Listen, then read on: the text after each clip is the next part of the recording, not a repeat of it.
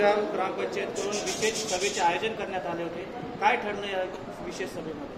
आजच्या विशेष ग्रामसभेमध्ये जो महानगरपालिकेचा PMYचा जो प्रोजेक्ट आहे आणि STPसाठी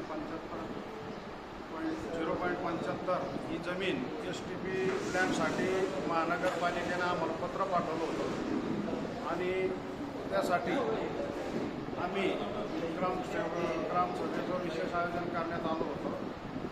जो हा प्रोजेक्ट राबवला गेलेला आहे, जे सर्वे झाला, मोजणी झाली, याला स्थानिक स्वराज्य संस्था ग्रामपंचायतच्या कोणत्याही प्रकारे लेखी पत्र किंवा NOC त्यांनी आम्हाला मागितलेले आहे. परस्पर सर्वे झालेला आहे.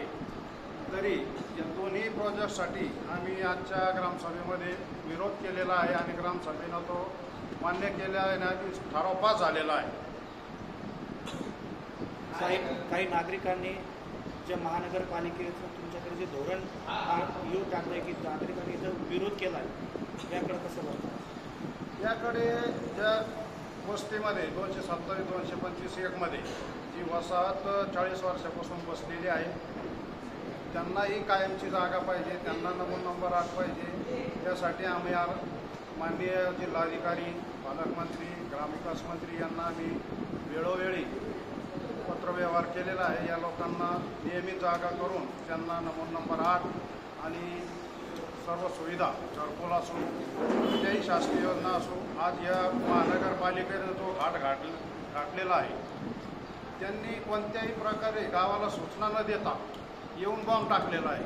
हा बॉम्ब आम्ही आज उद्ध्वस्त केलेला आहे ग्रामसभेच्या माध्यमातून आणि हा कायम विरोधच राहील आमचा. गावकऱ्यांना विचारून 5% जसे शासनाची जागा आहे, ग्रामपंचायतला विचारून 5% त्यांना नियमित ग्रामपंचायतच्या ताब्यात दिली पाहिजे आणि जे विकास कामासाठी गावासाठी जागा लागणार आहे, जसं क्रीडांगण म्हणून, शाळा असो, आरोग्य केंद्र असो, मुलांसाठी लहान मुलांसाठी शाळेचं अंगणवाडीचं जे नियोजन आहे, ही जागा जर महानगरपालिकेने घेतली तर मग गावाला त्यांच्या पुढं हात धुकायची बारी येईल.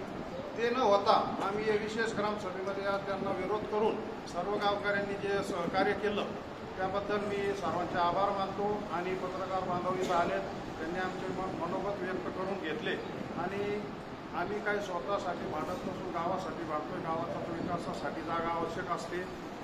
एवढे बोलून मी माझे 2 शब्द संपवतो. तुमचं नाव?